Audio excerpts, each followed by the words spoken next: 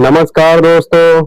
अभी क्या है कि 22 मई यानी 22 तारीख से सभी घरों को जो है मकान सर्वे और जनगणना चालू हो गई। यह जनगणना क्या है और इसके मुख्य उद्देश्य क्या है, इसके विषय में बात करेंगे। मुख्य उद्देश्य, सरकार इसका उपयोग यह समझने के लिए करती है कि देश की आबादी कितनी है, उनकी स्थिति क्या है और सरकारी संसाधन जैसे अस्पताल, स्कूल, राशन का बंटवारा कहाँ कितना करना है, यह नीति निर्धारण और विकास कार्यों के लिए आधार पर है। ठीक है। जनगणना कब से है और किस तरह हो रही है, ये भी देखिए सब कुछ इसमें लिखा हुआ है। और अभी क्या है कि आप पहले के जमाने में था कि आप फिजिकल में ही आते थे, अभी भी फिजिकल आ रहे हैं, लेकिन हम ऑनलाइन भी जनगणना का फॉर्म भर सकते हैं, यानी सेल्फ इन्यूमरेशन स्वगणना। ठीक है।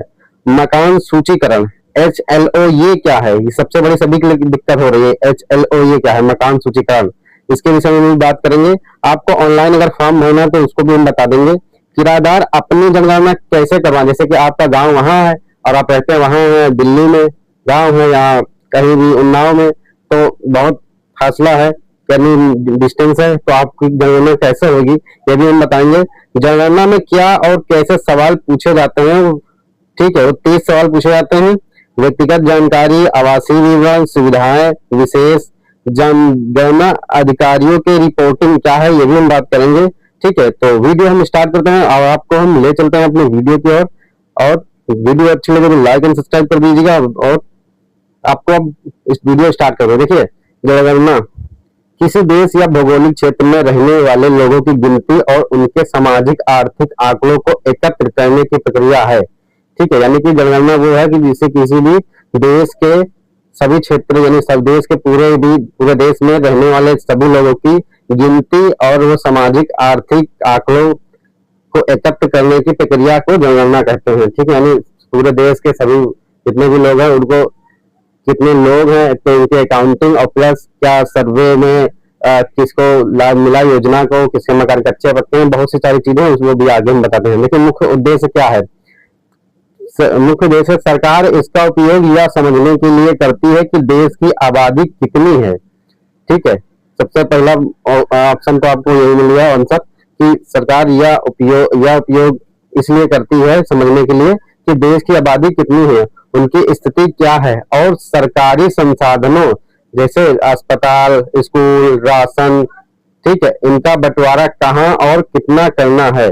ठीक है, यानी अस्पताल, स्कूल, राशन का बंटवारा कहाँ और कितना करना है, यह नीति निर्धारण और विकास कार्यों के लिए आधार है। ठीक है, इससे जो है कि लोगों की जनगणना से लोगों की जनसंख्या भी पता चलती है और इससे पता चलता है कि कितने लोग के मकान कच्चे हैं, पक्के हैं और कितने लोगों की नौकरी है, कितने लोग बेरोजगार हैं, कितने लोग की सड़कें मोहल्ले की बनी हुई है या नहीं बनी हुई है, कितने लोग को आवास योजना का लाभ मिला है या नहीं मिला है, घर में कितने लोग हैं, ये सभी सब कुछ पूछते हैं। ठीक है, जनगणना कब से और किस तरह हो रही है। उत्तर प्रदेश के जनगणना के पहले चरण की शुरुआत 22 मई 2026 से शुरू हो चुकी है। ठीक है, 22 मई 2026 से शुरू हो चुकी है, तो जो 20 जून 2026 तक चलेगा, यानी 20 जून तक चलेगा। ठीक है, एक महीने का टाइम है पूरा। ठीक है, 20 जून लास्ट डेट है। आपको चाहे आपके अधिकारी जो है कि जनगणना वाले आएंगे, अगर नहीं आते हैं किसी वजह से उससे, तो आप जो है ऑनलाइन ही फिल कर सकते हैं। नया तरीका क्या है, यह भारत की पहली डिजिटल जनगणना है। इसमें स्वगणना यानी सेल्फ इन्यूमरेशन की सुविधा दी गई है, यानी लोग खुद ही ऑनलाइन जानकारी भर सकते हैं। ठीक है, जैसे आप कहीं गए हैं और वो लोग आ गए हैं और आप कहीं और हैं, रिलेशन में है या कहीं घूमने गए हैं, ठीक है, तो आप जो है ऑनलाइन भी भर सकते हैं ये जनगणना का फॉर्म। ठीक है, मकान सूचीकरण HLO क्या है। देखिए, यह जनगणना का पहला चरण है जिसे तकनीकी भाषा में हाउस लिस्टिंग और हाउसिंग सेंस कहा जाता है। ठीक है, इसमें जनगणना अधिकारी घर घर जाकर मकानों को नंबर देता है। ठीक है, जैसे अभी हमारे मकान का हो चुका है, मुझे मिला है 114 नंबर।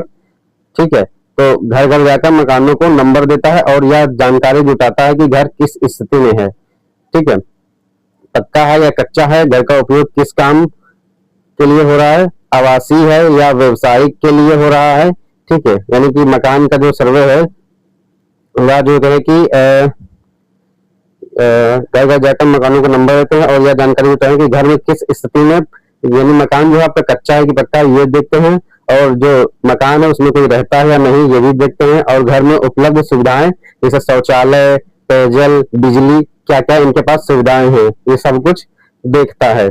चलो यानी यही हो रहा है कि सभी अधिकारी जो है इसके जनगणना के जो लोग जाते हैं, और एक आपके जो मेन गेट होता है उस पर एक नंबर लिख देंगे कि इनकी जनगणना, इनके यानी आपका मकान देख के जनगणना ऑटोमेटिक कर देते हैं और थोड़ी आपसे पूछताछ भी करते हैं। तो आप समझ गए कि मकान सूचीकरण यानी एचएलओ क्या है, आसानी से समझ गए होंगे, मैंने बता दिया। अगर अभी भी कुछ डाउट हो तो आप मुझे कमेंट करिएगा, मैं जरूर आपको बता दूंगा। ठीक है, अब ऑनलाइन फॉर्म कैसे भर सकते हैं।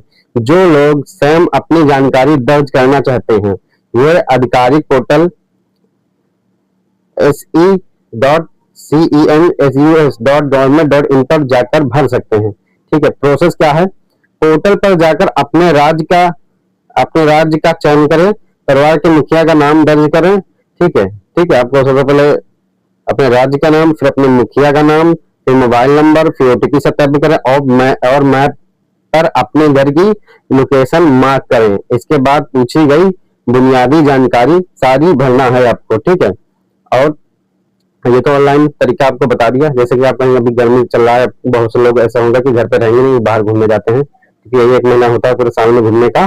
तो ऐसे में आप जो है ऑनलाइन जनगणना फिल कर सकते हैं। ठीक है, इसमें कोई प्रॉब्लम नहीं है। ठीक है, अगर आप नहीं समझ में आए तो आप मुझे कमेंट करिएगा, तो मैं आपको एक वीडियो जनरेट कर दूंगा, आपके लिए बना दूंगा कि आप जनगणना सेल्फ इन्यूमरेशन फॉर्म कैसे भर सकते हैं। किराएदार अपनी जनगणना कैसे करवाए, जैसे कि आपका मकान है देहात में और आप रह रहे हैं दिल्ली मुंबई में, तो आपका कैसे, देखिए यदि आप किराएदार हैं तो आपका वर्तमान में आप जहां रह रहे हैं, यदि आप किराएदार हैं, जैसे कि आप जहां वर्तमान, जैसे आप किराएदार हैं, मान लो दिल्ली में रह रहे हैं और आपका घर है वहां देहात में, कानपुर में, तो वहीं की जानकारी देनी होगी। जैसे कि वर्तमान में आप जहां रह रहे हैं आप वहीं की जानकारी देनी होगी। ठीक है, यानी कि आप जहां रह रहे हैं, यानी आप अगर दिल्ली में रह रहे हैं तो दिल्ली की ही जानकारी आपको देनी होगी। चाहे आप ऑनलाइन फॉर्म भरे या जनगणना अधिकारी आपके घर आए, आपको वर्तमान पते और उस घर की स्थिति जैसे कमरों की संख्या, स्वामित्व की स्थिति यानी किसके मकान यानी कमरे कितने हैं, घर किसके नाम है, ये जानकारी देनी होगी। सौदाना के समय भी आपको वर्तमान स्थान की गूगल लोकेशन मार्क करनी होगी। ठीक है, तो आप किराएदार की जनगणना कैसे होगी, जैसे कि अब जिस समय वर्तमान में वो रह रहा है वहीं पे उसी की जनगणना हो जाएगी। ऐसा नहीं कि आप गांव में रहते तो गांव में ही होगी, नहीं, जहां पर रह रहे हैं वहीं आपकी जनगणना हो जाएगी, जहां वर्तमान में रह रहे हैं। ठीक है, प्रेजेंट टाइम पे जहां रह रहे हैं। ठीक है, इतना आपको समझ में आ गया होगा। अब देखते हैं जनगणना में क्या और कैसे सवाल पूछे जाते हैं, तो देखते हैं। देखिए, अधिकारी घर घर जाकर आपसे लगभग 30 सवालों का एक सेट पूछता है। व्यक्तिगत जानकारी से नाम, आपसे नाम पूछेगा, 30 सवाल पूछता है, ध्यान से सुनिएगा क्या क्या पूछेगा। आपका नाम पूछेगा, आप कौन है, आप स्त्री या पुरुष, ये पूछेगा। आपकी जन्मतिथि क्या है, आपने शिक्षा कहाँ तक करी है, आप रोजगार आपकी नौकरी लगी है या लेबर है या बेरोजगार है, ये भी पूछेगा। विवाहित स्थिति, आपकी शादी हुई है या नहीं, ये भी पूछेगा। धर्म भी पूछेगा, आप हिंदू मुस्लिम सिख ईसाई जो भी हो। जाति पूछेगा, आप कौन सी जाति से हो, उपजाति भी पूछेगा, और मुखिया से आपका संबंध क्या है ये भी पूछेगा। ठीक है, तो इतनी चीजें पूछता है। ठीक है, अभी कोई डाउट हो तो आप मुझे कमेंट करिएगा। ठीक है, आवासीय विवरण, घर का स्वामित्व, आवासीय विवरण का घर का स्वामित्व, कमरों की संख्या। आवासीय विवरण में आपको क्या पूछता है, ये तो हो गई व्यक्तिगत जानकारी, आपको इतनी बतानी है। अब एक जो है कि आपका ये भी पूछता है, आपका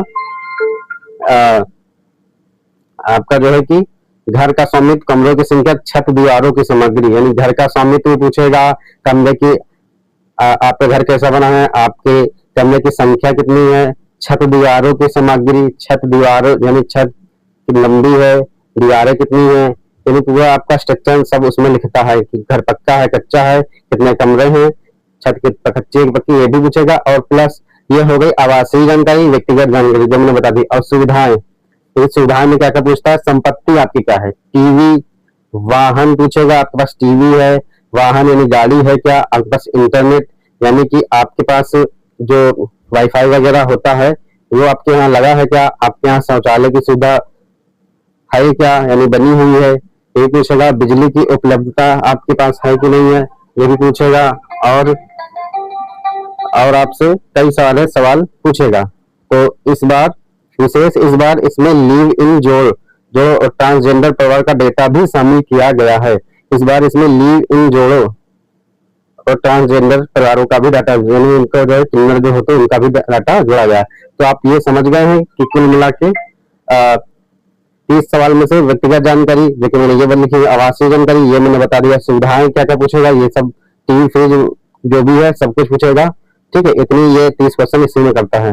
अब जनगणना अधिकारियों की रिपोर्टिंग। जनगणना अधिकारी आपके द्वारा दी गई जानकारी को सीधे डिजिटल टैबलेट या मोबाइल ऐप में दर्ज करते हैं। स्वगणना पूरी होने पर आपको एक 11 अंकों की सेल्फ एनिमेशन आईडी मिलेगी। जब सरकारी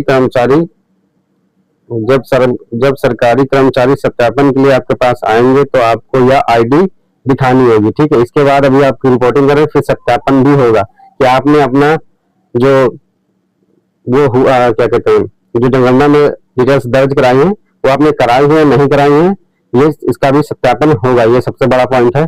जब सरकारी कर्मचारी सत्यापन के लिए आपके पास आएंगे तो आपका यह आईडी दिखानी भी होगी। ठीक है, यदि सुझाव के बाद यदि आप अपने ठीक है, तो आपको ये समझ में आ गया होगा कि क्या क्या सवाल पूछते हैं और क्या क्या। अभी अगर कुछ डाउट हो तो आप मुझे बताइएगा, मैं आपके लिए वीडियो जनरेट कर दूंगा। और ऐसी वीडियो पाने के लिए मेरे चैनल को लाइक एंड सब्सक्राइब कर लीजिए। और पेंशन से रिलेटेड या कोई किसी भी योजना से रिलेटेड मैं अपडेट देता रहता हूँ। ठीक है, तो आप अगर वीडियो अच्छी लगी हो जरा से भी तो आप मेरे चैनल को बेल आइकन को प्रेस कर दीजिएगा। मिलते हैं हम आपसे अगली वीडियो में नई इन्फॉर्मेशन के साथ।